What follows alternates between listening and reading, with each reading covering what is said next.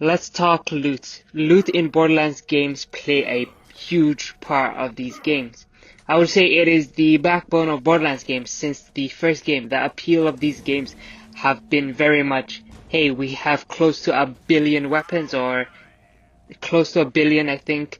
Come try them out. So that's been the selling point of these Borderlands games.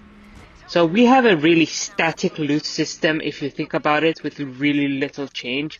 White, the rarities go from white, green, blue, purple, legendary, and sometimes pearls, though they're only in Borderlands 1 and 2. The community have been really vocal about wanting these back. Now, I want to talk about Borderlands 4 loot. In these trailers, we see these legendary drops with these effects, like sparkly effects with a colored helix. Now, everything from here on out is speculation, of course. Okay, so I have a theory that in Borderlands 4, we're going to have tiered legendaries. So what that means, for example, they're base legendaries like this one in the announcement trailer, but this one is a higher tier than that, a green legendary, and the one in the back is a true legendary. I've dubbed it a true legendary because of the orange helix on the orange beam. This would make sense for a couple of reasons. It would make sense because the anointment system in Borderlands 3 didn't work. So the Gearbox may want to introduce a new way legendaries work instead of bringing back the anointments that a lot of fans didn't like. And they could also incentivize they could incentivize players to play true Vault Hunter mode. So maybe once you finish the game, you need to play true Vault Hunter mode to get these tiered legendaries to drop, and they'll obviously be a better than regular legendaries. They'll have their own gimmicks like anointments or, yeah.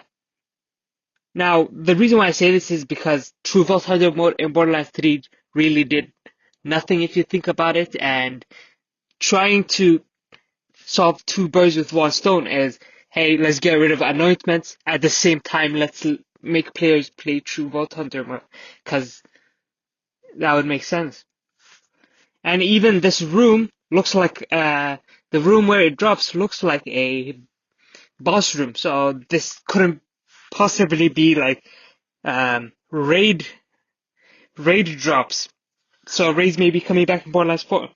So as I was making the script, this kind of fits in, I guess. Loot Unlocked, this really cool YouTube channel, talked about this drop, and it also looks like a legendary, but Randy Pitchford hinted at it being a new currency, Ordinite. It's a loot drop, so it's a loot drop, so this vault is glowing orange, so it looks like it's going to be a counterpart to Iridium if it does make a comeback.